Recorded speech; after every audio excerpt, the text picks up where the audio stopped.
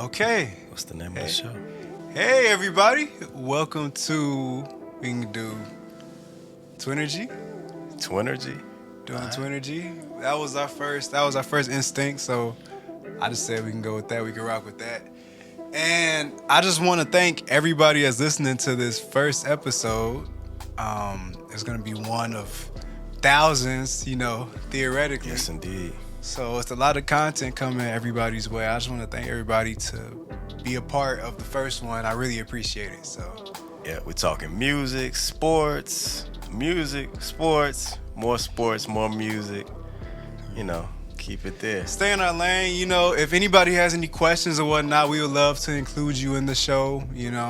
Hopefully we can get calls and stuff going eventually. It's not live, so hopefully we can find some type of method or way to add you out to the show if you want to have a part or something. Things like that. A lot of interactive things coming. Make sure you all follow the Instagram, the Harmonic Firm Instagram page. I'm gonna try to have that very active. If it's not clips of us, just clips of fresh stuff, all things hip hop, audio, albums coming, projects, in-depth stuff. The YouTube is coming under the same name, Harmonic Firm. All the links will be everywhere. Yeah. And everything. All the links below. And hopefully you all like us being our true, authentic selves up here. It's not really any gimmicks. It's just our opinions that we always have on stuff. Just on display for video. And it's a lot of cameras and stuff. So if I'm looking left and right, if y'all look at me, it's just bear with us. It's the first episode. Lens versus monitor. Which one are you looking at? Yeah. So. I do want to give a shout out to this tech setup. It's from Techie, our friends over at Techie. Info at techiesolutions.com. And hopefully we could get a promo code going or something like that if they start having things for sale. They have a method where you send things through to them and they give deals and stuff. So they're a really nice company and black owned too. So support black owned business. Yep. Support the family. So, and what's up? As I look on my list of handy dandy notes, if it's not lyrics, it is something to do with topics that I've come up with. I have a lot of them, okay? And I could give y'all a little sneak preview of one that we had that may not get done this episode, just because it is so deep that we would have to go in decades, and that's most essential albums. Right, and then it's another one, most essential mixtapes, which probably was that stem from 2000 to what 2000 to now, really. Even though the mixtape now is a little different, so you could actually date the mixtape kind of dying out. You could really date that. Yeah, you can't give it its own era. It's if you want to push it to 20 years, The past, so from 2000 to 2020, it had a strong. Maybe it actually, could really die from prior. 2000 to maybe whenever streaming apps became available, 15, mixtapes and 16 albums started really getting confused. Maybe Apple Music will be where you set that next era. Yeah, and I really missed the era of those DJs screaming all on the thing. Like that was a part of it. That's why I like how Tyler brought it back on his latest album. And things like that, because that's a great element of that grit in hip hop, like the "Are you ready?" Ha ha, like all of that, where they'll just be yelling on the mic and stuff. That was dope. That was fresh, and if people don't start adding that back, I'm gonna make sure that we have it for our stuff. Yep. And have those great elements of like the mixtape feel, like the not caring about samples and things like that. Yeah, so that's gonna be a great thing to delve into as well. So. Stay tuned for those two essential mixtapes and essential albums. Stay tuned. I guess I can't just fully tease y'all, so I will say my favorite mixtape of all time is probably Friday Night Lights. So that's a good pick. So 2010. 2010. So let us know what yours is and what's.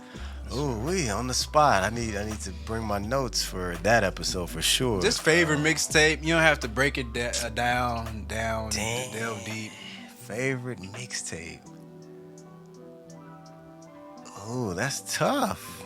That's tough. I'll have some breakdowns for that Let us episode. know. Let us know what y'all's favorite mixtape is, and then like I'll add it in somewhere over here, something like that, to the next episode. So,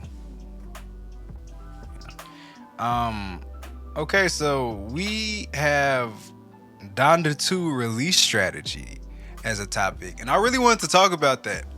Donda 2 because a lot of people were like, "Oh, I'm not gonna pay for a $200 album," and "Oh, he's out of his mind" and stuff. But it's actually 2 points to that, or it's maybe 3. So I'm just gonna go with the first one that I thought of. Even when I saw an artist pricing their art at the price that they deem as worth it and valuable, that should get talked about more. Like, your stuff doesn't have to be on a streaming platform necessarily. Like, you could value your art and people can respect that and get it. You know, he's not forcing you to do it, but that's not what he's doing. He has it on his stem player, so the stem player itself is $200. And a lot of people were saying on social media, you can get the bootleg, you can get the leak. Yes, you can, but at least when people get the bootleg and link, it's not going to the streaming services. They're not profiting off of it. So I think that was more so a stand for the artist, you know, valuing your art and deeming it whatever you want to deem it as. Nipsey also did something similar with the $100 album. So Right. I just thought that was fresh for him to do that, you know, in a time where everybody just gets used to putting some on streaming services and kind of getting pennies, like percentages of a penny per stream. You know, value your art, you know. Right, right. It was. I think it was a good blend of analog and digital. So you have, you know, an analog element where it's back to out the trunk, CDs, we're moving product, you know, so moving those CDs and such. But now you have a digital package in that analog method. So the stem player, you know, so it's I don't know the specs on the tech or whatnot. Yeah. My friend was just asking me about this. I think the stem player it has a hardware where it works for a lot of songs, not just Ye's. I think now it will be fresh if that's the case, but even if not, I feel like it'll get innovated. It'll be a stem player 2, stem player 3, things like that. So, you know, We'll see. yeah. Okay, so somebody had this post on Reddit that said, "I just want to play shows and make music, nothing else." Okay, and I wanted to talk about this because I just wanted to see, is that possible in 2022 to just want to play shows and make music? You know, or is it feasible for where most artists are trying to go? Some people are okay with just doing that, but can that be a strategy, and can you just off a whim attract everything that you want to attract with that? Is that possible?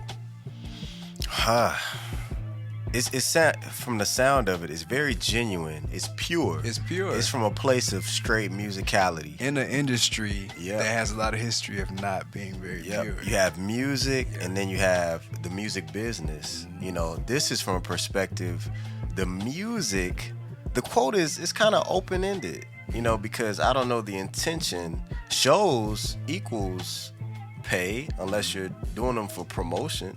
But ultimately the end goal is, you know, in a capitalist system, you know? And I feel like it's a fine line with that, you know. Don't compromise who you are Right. for a check with anything. You know, be you. Like, that's what I would say with anything. My friends ask me for advice. I say, be you. Do what you feel is best. And I really mean that. That's how I think everybody should apply their life. But even in music, it's a true fine line between doing something that could lead to a profit, like making a hit, but do you even like it? Do you even like the hit that you made? You know, that's why I say it's a fine line. You could go for a hit, but do you like it? Would you bump it yourself, or is it just like, oh, everybody else would like it? Right. Just like when you're growing up and you're in school and you're dressing stuff that you think everybody else would like. You're dressing up like how you think everybody else would deem as cool, but like when you look in the mirror, would you like it? Same metaphor applies to music. Would you like it? You know, so I think that's very important to not compromise yourself. The feeling that the person that posted this feels is a very pure-hearted thing, but I feel like it's something that you would have to focus on very diligently to make sure going about something your way will work to its full extent, Right. because you don't want to have some great music and then it just isn't being heard, like a tree falling, nobody around to hear it, Right.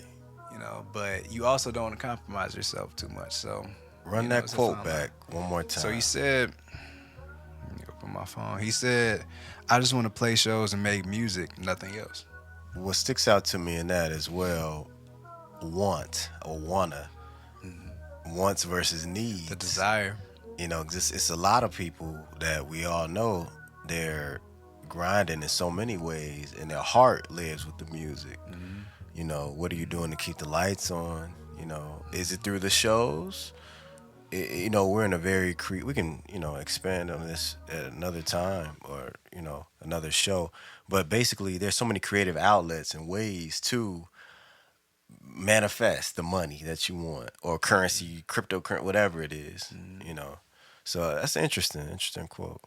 Yeah, I thought it was really interesting. I definitely wanted to put that on our first episode, and I hope the guy that, or the girl that posted this, is staying true to themselves and is in a good place, easily making it, and they're not saying that out of frustration. Like they really are at a sense of peace, and saying that. And I just say to anybody else out there that is trying to establish that balance with something that they love and not tainting it, keeping that peace.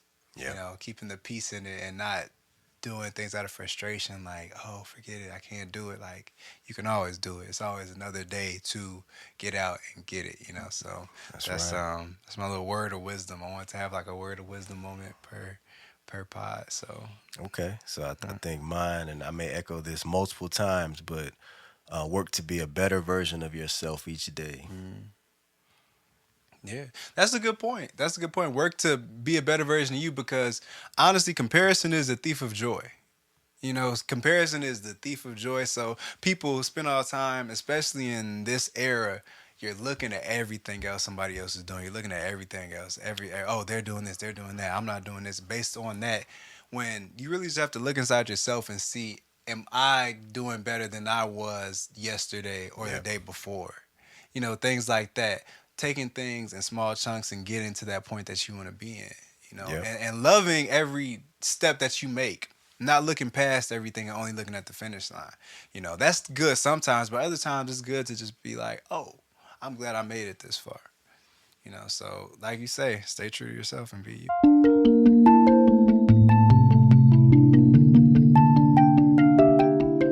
Okay, who's an artist that has a better mixtape lineup than their album lineup? Okay, so we can name some names, and then we can really try to like decide on one together. So Okay. multiple mixtapes. We got Big Sean, we got Lil Wayne, we got J. Cole.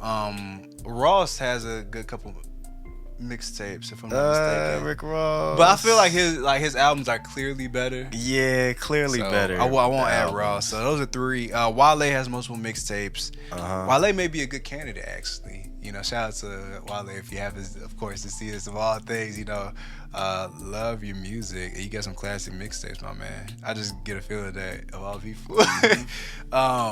So Sean, Cole, Wale, Wayne, Fab. Yes. Yes. So I'll say those are like the top five. I'm not gonna think too hard. And maybe Wiz. So that's six. All right. Yeah, I have to steal Wiz from you. So like, let's think of somebody that's not. Like, let's name some of their albums. Where their albums are better than mixtapes. Like, out of all those people, I would say Cole has some solid albums. Even Yeah. though he has some classic mixtapes, he still has some solid albums as well. So I'll take him off. Like, I feel like the ratio would be stronger with one of these other people. So, Wale had some solid albums. Maybe yeah. two. Ambition. He has some that like I can't even think of right now, but like he's had some great projects. So I'll take Wale out of there. So we still got Wiz, we got Fab, we got Sean. All right, so those are three I know for sure. So Wiz, Fab, Sean. The Finally Famous, that's legendary. Finally Famous is legendary. And then some of his early albums were not so much. Like, you know, he admitted he wasn't that comfortable. It's what's interesting is who you named all fall into a similar era, except Fab.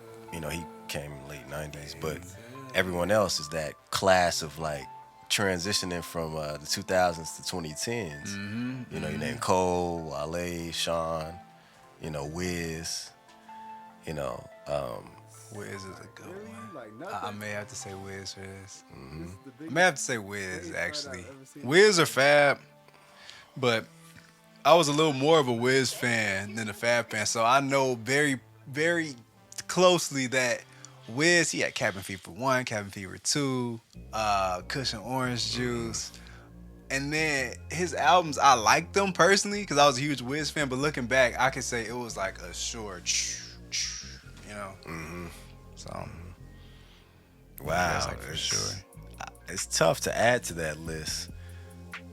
I wanted to say Dom Kennedy, but Dom has had some great projects, albums. Dom is a good point, actually. Yeah. Shout out to Dom Kennedy, man. Shout out to Dom Kennedy. Yeah, one of the real ones. That's a good point. Yellow Album, even though it's titled Yellow Album, was a mixtape. Yeah. He a fan asked him why isn't it on there, and he said clearances, and it's gonna cost like multi-millions to get that on a streaming service. So, Shout out Nipsey Hussle too. Nipsey had a Nipsey lot had some of great projects that were labeled tapes, and the one debut album, Victory Lap. You know. that was his debut album, huh? Yeah. I didn't even Victory realize Lap. that was Nip's debut album. So you could I consider really didn't do Crenshaw. I can't think of a few more that were classics that would fall under the mixtape category. That's a good point. Cushion Orange Juice is also an essential mixtape. If we had to make an essential mixtape list, it is Cushion Orange Juice also on that. Did you say Lil Wayne? Yeah, I said Wayne as well. Wayne. He has some classic albums though. But he put out so many He has a lot of mixtapes. he has a lot of stuff. Like Wayne has a lot of music. He put out so many He has a lot mixtapes. of music. So yeah, that's Wayne is just like, I feel like that wasn't a clear cut thing because he's had some flops albums, he has some flops mixtapes, and then he has some classics albums, he has some classic mixtapes and compilation mixtapes. And Let me ask you, bro, where do EPs fall in that? Are they their own category? EPs are their own category. Okay. Like Weekend, the House of Balloon series, was that the first one was only like 7 tracks, right? 6 tracks. What even is an EP? I think, correct me, extended play? Extended play, but like, what is that like? Is it the amount of length? Is it like 20 minutes and under? Is it 20 minutes and over? I'm not sure. Like, what constitutes an EP versus an album? Please comment on that. You know, we'd love to hear truly what an EP is. Yeah, and like, a description of one. Great question. So yeah, let us know what constitutes an EP. Recently, there was an article that came out in the news feeds and whatnot about album sales and streams leaning more to older music. Basically, your stuff from the 60s, 70s, possibly 50s, you know, up to the 80s. What they deemed old music is outselling new music. You know, what do you think about that, and why is that? That's a good question. So my opinion on albums nowadays, I feel like they're not made with the intention to be classics. Like the instruments used are people trying to see like what's modern. And of course, I'm prefacing this with like popular mainstream albums. I am sure it is a whole bunch of albums I have not heard that are classics. And you know, let me know some in the comments, or like let me know if I'm missing anything. Like now, I know of some. Shout out to Saba. I remember Saba had a really great album. I feel like that was a classic. And it's a lot more people, but just in general, just album sales. I feel like from a mainstream perspective, the goal isn't to make classics like it may have once been. I feel like we should get back to more of the pure instruments and things like that. Take things from that. Like think of stuff that's timeless. When I say we, I think of like, industry people. Because I know the common folk, we still love a classic album. That's why people buy them still. But the intention to make it in today's era and the new stuff is lacking just a little bit. I feel like it doesn't feel the same as in the 2010s, early 2010s, when it'll be our favorite artist. And it's like, whoa, this is a classic. And it's actually a classic, So with sales, and support your artist. If your artist has something for like purchase for $4.99, $9.99, or like a package, make sure you support the artist. Absolutely. Because the same artists now that may be reminiscent of those popular artists from the 60s, 70s, 80s, or what have you, best believe that's that spirit in there. And it's the shift in the business side, the music industry, that has pushed it away from selling that in a modern way. So if you're gonna buy something that's 40, 50 years old, know that those type of artists are there today and working their way. 100%. It has to be a next insert here instead of your favorite vinyl or LP. It is a next one. We got to make that happen. So support the new. Got to. Yeah. Got to. And for y'all out here buying new, fresh vinyl, we old school. We got vinyl that's passed down. So we got dusty cobwebs. It's water energy stains. in those. It's energy in those, though. It's energy in those. It's hella energy dusty, in them. scratched up vinyls and LPs. There's energy on those. Oh, musty, smoked out plastic. Even the CD era of things. There's energy in those, too, like the scratches on it and things like that. So. Yep. So that's good. I'm glad to see support for the older music because, we'll be long gone, and music and any creative thing, even if you have developed a product or whatever, it's going to outlive you. So always support. That's a good topic. That's true. Yeah. I wish I had the article in front of me to really get those stats. All right, y'all. Would an actual NBA team with the first pick choose Bronny James? Bronny James. What are we doing? If I'm the GM, currently a junior at Sierra Canyon. If I am a GM, and like I'm just imagining that this draft class is packed, like Ja Morant level talent, Tatum level talent, everything. Yeah. Am I picking Bronny James first? Yes, I am. Because it's a man named LeBron James that I am going to get, that he just stated that LeBron James, if you all didn't know, said that I am going wherever my son is, it doesn't matter the pay. Right? Even if it's back to the I'm getting Bronny James.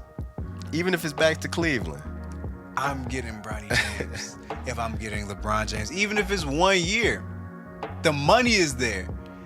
Anything can happen. Deal. Anything can happen to a young guy, and you just don't know. They cannot pan out. They can get hurt, God forbid. It's a lot of things that can happen. LeBron James, most durable athlete of all time. You may get him for 2 years if he really likes playing. He's going to be, 40 years old? LeBron is still going to be a beast at 40 years old. You're right. I didn't think about that, bro. You bring in LeBron and Le GM will bring pieces. LeBron and people want to play. People he knows, and he said he'll take low money. Mm-hmm. He said he'll take low money. He'll play for a minimum. Yeah. Yeah, I hope me looking at this camera didn't look crazy from this side the whole time. If so, you could just switch it up. Nah, it's cool. Okay. Oh yeah. Well, I found one more basketball related topic.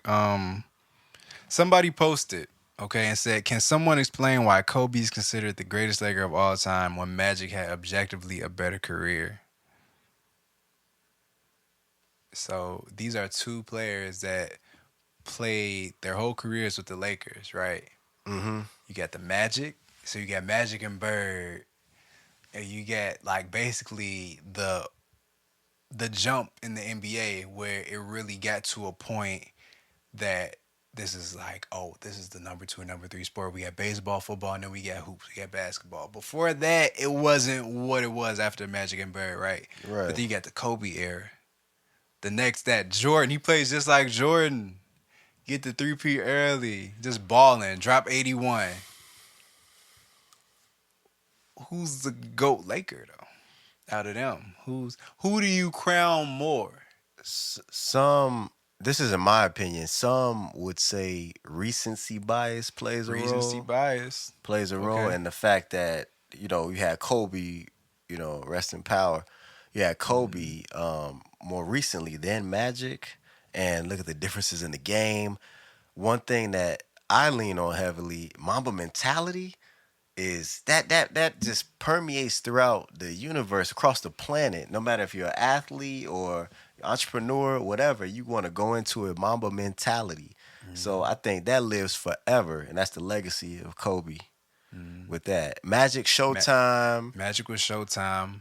Magic was